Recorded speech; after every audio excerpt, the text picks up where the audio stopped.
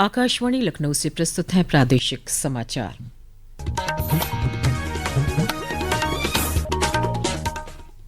मुख्य समाचार। मुख्यमंत्री योगी आदित्यनाथ ने महाकुंभ के सफल आयोजन पर आईआईएम और भारतीय डाक सेवा के अधिकारियों के साथ किया संवाद। कहा, महाकुंभ प्रधानमंत्री के एक भारत श्रेष्ठ भारत के संकल्प की अद्भुत तस्वीर बनकर उभरा है। सर्वोच्च न्यायालय ने कहा, दृष्टिबाधित लोगों को न्यायिक सेवाओं में रोजगार के अवसर से वंचित नहीं किया जा सकता। विधानसभा के बजट सत्र में आज उप मुख्यमंत्री बृजेश पाठक ने कहा, राज्य सरकार लोगों को पारदर्शिता के साथ उपलब्ध करा रही है स्वास्थ्य सुविधाएं। और राज्यपाल आनंदीबेन पटेल दीनदयाल उपाध्याय गोरखपुर विश्वविद्यालय के हीरक जयंती समारोह में हुई शामिल।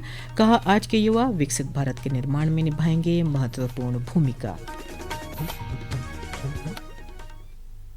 नमस्कार, प्रदेश के समाचारों के साथ मैं मनीषा पाठक। अब समाचार विस्तार से। मुख्यमंत्री योगी आदित्यनाथ ने आज लखनऊ में भारतीय प्रबंधन संस्थान लखनऊ आईआईएम और भारतीय डाक सेवा के अधिकारियों के साथ संवाद कार्यक्रम में हिस्सा लिया। महाकुंभ के सफल आयोजन द्वारा राष्ट्र निर्माण विषय पर आयोजित कार्यक्रम में मुख्यमंत्री ने कहा कि महाकुंभ प्रधानमंत्री नरेंद्र मोदी के एक भारत श्रेष्ठ भारत के संकल्प की अद्भुत तस्वीर बनकर उभरा। इस दौरान उन्होंने महाकुंभ की तैयारियों के अपने अनुभव भी साझा किए। लेकिन साथ साथ जवाबदेही भी उसके साथ तय की गई। टेक्नोलॉजी का हम लोगों ने उस समय उपयोग किया और इससे भी महत्वपूर्ण था, इतना बड़ा आयोजन सकुशल संपन्न तब होगा जब सुरक्षा की बेहतर व्यवस्था हो, क्राउड मैनेजमेंट एंड सिक्योरिटी की उत्तम व्यवस्था और प्रत्येक व्यक्ति के मन में हम एक विश्वास पैदा कर सकें कि हाँ, यह पुलिस हमें सुरक्षा दे सकती है। दूसरा, किसी भी क्राइसिस मैनेजमेंट में किसी भी स्वयंसेवी संगठन से महत्वपूर्ण रोल पुलिस की होती है। सर्वोच्च न्यायालय ने आज एक महत्वपूर्ण फैसले में कहा कि दृष्टिबाधित लोगों को न्यायिक सेवाओं में रोजगार के अवसर से वंचित नहीं किया जा सकता है। न्यायाधीश जेबी पारदीवाला और आर महादेवन की एक पीठ ने 6 याचिकाओं पर फैसला सुरक्षित रखा था। फैसले की घोषणा करते हुए न्यायाधीश महादेवन ने कहा कि दृष्टिबाधित व्यक्तियों के साथ न्यायिक सेवाओं में भर्ती के मामले में किसी प्रकार का भेदभाव नहीं किया जाना चाहिए। उत्तर प्रदेश विधानसभा में आज बजट पर चर्चा हुई। प्रश्नकाल में उप मुख्यमंत्री बृजेश पाठक ने विपक्ष के सवाल का जवाब देते हुए कहा कि प्रदेश की जनता को ह्यूमन मेटान्यूमो वायरस HMPV को लेकर चिंतित होने की जरूरत नहीं है। सभी जिलों में स्वास्थ्य सुविधाएं सुदृढ़ हैं। उन्होंने कहा कि आवश्यकता हुई तो प्रदेश के सभी जिलों में लैब की व्यवस्था की जाएगी। स्वास्थ्य मंत्री बृजेश पाठक ने कहा कि आयुष्मान भारत योजना के तहत प्रदेश के अस्पतालों में लोगों को बेहतर इलाज की सुविधा प्रदान की जा रही है। इस योजना के तहत 9,000 करोड़ रुपए इलाज पर खर्च किए गए हैं। स्वास्थ्य मंत्री बृजेश पाठक ने कहा कि प्रदेश के सरकारी अस्पतालों में प्रतिदिन 2 लाख मरीजों का OPD में इलाज किया जा रहा है। 18-19 में 1,322 अस्पताल थे, 19-20 में 2,183 थे, 20-21 में 2,268 थे, 22-23 में 3,121 थे और फिर ये संख्या बढ़ते बढ़ते 5,507 हुई। आज 20 और 25 में 5,854 अस्पताल इम्पैनल्ड हैं। हम पूरी तरह से पारदर्शिता के साथ काम कर रहे हैं। औसत प्रतिदिन क्लेम 6,000 हम कर रहे हैं और अभी तक 9,000 करोड़ रुपए सरकार खर्च कर चुकी है लोगों के इलाज पे और गलत क्लेम पकड़े हैं 350 करोड़ रुपए का हमने सरकारी धन का अपव्यय होने से बचाया है। विधानसभा में विपक्ष के सवालों का जवाब देते हुए उच्च शिक्षा मंत्री योगेंद्र उपाध्याय ने कहा कि कुलपतियों की नियुक्तियां कुलाधिपति द्वारा की जाती हैं। उनकी नियुक्तियों में PDO को प्रतिनिधित्व दिया जा रहा है। उच्च शिक्षा मंत्री ने कहा कि विश्वविद्यालयों में कार्य परिषद का चुनाव कराने के लिए पूर्व में लिखा जा चुका है। विधान परिषद में आज नेता सदन एवं उप मुख्यमंत्री केशव प्रसाद मौर्य ने कहा कि किसान प्रदेश सरकार की प्राथमिकता में हैं। सरकार का लक्ष्य है कि किसानों की लागत को कम किया जाए, उत्पादन में वृद्धि हो और उपज का उनको सही मूल्य दिलाया जाए, जिससे उनकी आय में वृद्धि हो। प्रश्न प्रहर में ऊर्जा मंत्री AK शर्मा ने सवाल के जवाब में कहा कि बिजली विभाग में लाइनमैन से लेकर चेयरमैन तक अगर कोई लापरवाही करता पाया जाएगा तो उसके खिलाफ कार्रवाई होगी। सदन में बेसिक शिक्षा मंत्री संदीप सिंह ने कहा कि सरकार शिक्षा के प्रति पूरी तरह जागरूक है। RTE कानून के तहत जितने भी बच्चों का स्कूल में दाखिला किया जाता है, विद्यालयों की मांग पर सरकार प्रतिवर्ष शुल्क प्रतिपूर्ति करती है। बहुजन समाज पार्टी की राष्ट्रीय अध्यक्ष मायावती ने आज अपने भतीजे आकाश आनंद को पार्टी से भी निष्कासित कर दिया है। बसपा प्रमुख ने आज सोशल मीडिया पर पोस्ट कर ये जानकारी दी। इससे पहले कल हुई पार्टी की बैठक में आकाश आनंद को सभी पदों से मुक्त कर दिया गया था। इसके बाद उनके द्वारा की गई प्रतिक्रिया के बाद आज बसपा प्रमुख ने ये निर्णय लिया। ये समाचार आप आकाशवाणी लखनऊ से सुन रहे हैं। ताज़ा समाचार जानने के लिए आप हमारी वेबसाइट news.air.gov.in पर लॉगिन कर सकते हैं। इसके साथ ही आप प्रादेशिक समाचारों का ये बुलेटिन हमारे YouTube channel news on AIR Lucknow पर भी सुन सकते हैं। समाचारों में आपका फिर स्वागत है।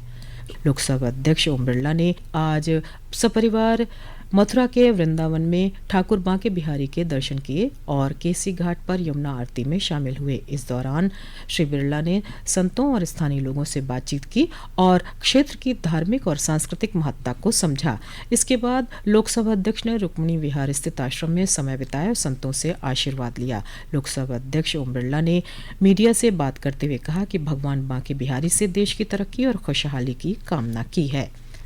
केंद्रीय मंत्री हरदीप सिंह पुरी ने आज अयोध्या में श्री राम जन्मभूमि मंदिर में दर्शन पूजन किया। उन्होंने ब्रह्मकुंड गुरुद्वारे में प्रार्थना भी की। इस मौके पर उन्होंने कहा कि श्री राम जन्मभूमि मंदिर का दुनिया भर के सभी धार्मिक स्थलों में अलग ही स्थान है। उन्होंने कहा कि ये केवल एक धार्मिक स्थल नहीं बल्कि वास्तुकला का भी नायाब नमूना है।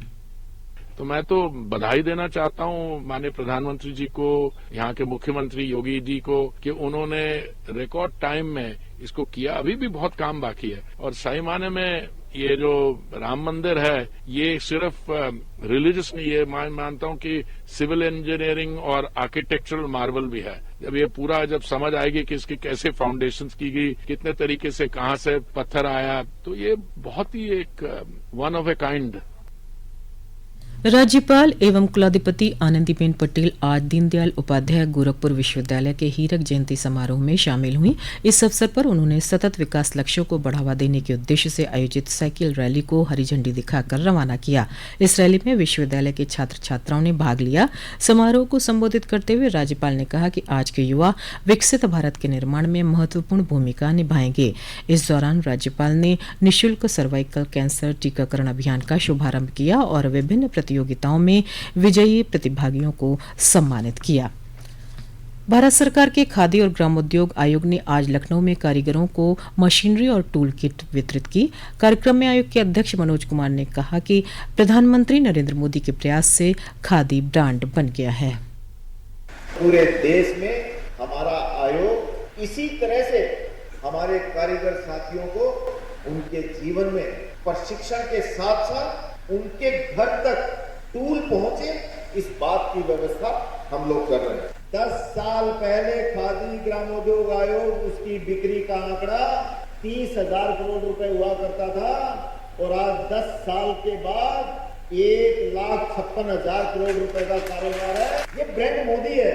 10 साल में हमारे माननीय प्रधानमंत्री जी ने पूरी व्यवस्था को बदल के रख दिया है। लखनऊ के अटल बिहारी वाजपेयी एकाना स्टेडियम में आज पहली बार विमेंस प्रीमियर लीग WPL का मुकाबला यूपी वॉरियर्स और गुजरात जायंट्स की टीम के बीच हो रहा है। यूपी वॉरियर्स ने टॉस जीतकर पहले गेंदबाजी करने का फैसला किया है। पेश है एक रिपोर्ट।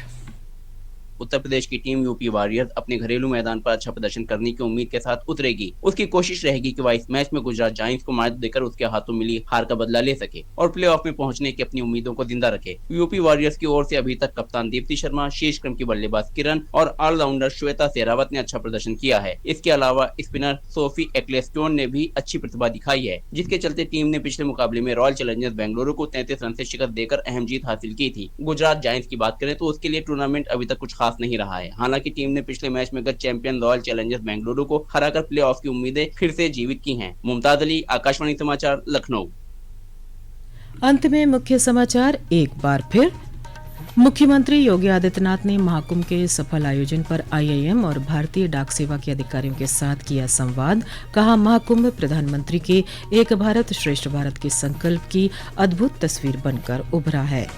सर्वोच्च न्यायालय ने कहा, दृष्टिबाधित लोगों को न्यायिक सेवाओं में रोजगार के अवसर से वंचित नहीं किया जा सकता। विधानसभा के बजट सत्र में आज उप मुख्यमंत्री बृजेश पाठक ने कहा, राज्य सरकार लोगों को पारदर्शिता के साथ उपलब्ध करा रही है स्वास्थ्य सुविधाएं। और राज्यपाल आनंदीबेन पटेल दीनदयाल उपाध्याय गोरखपुर विश्वविद्यालय के हीरक जयंती समारोह में हुई शामिल। कहा, आज के युवा विकसित भारत के निर्माण में निभाएंगे महत्वपूर्ण भूमिका। इसी के साथ प्रादेशिक समाचारों का ये बुलेटिन समाप्त हुआ। अगला बुलेटिन रात 8 बजे FM पर प्रसारित किया जाएगा। नमस्कार।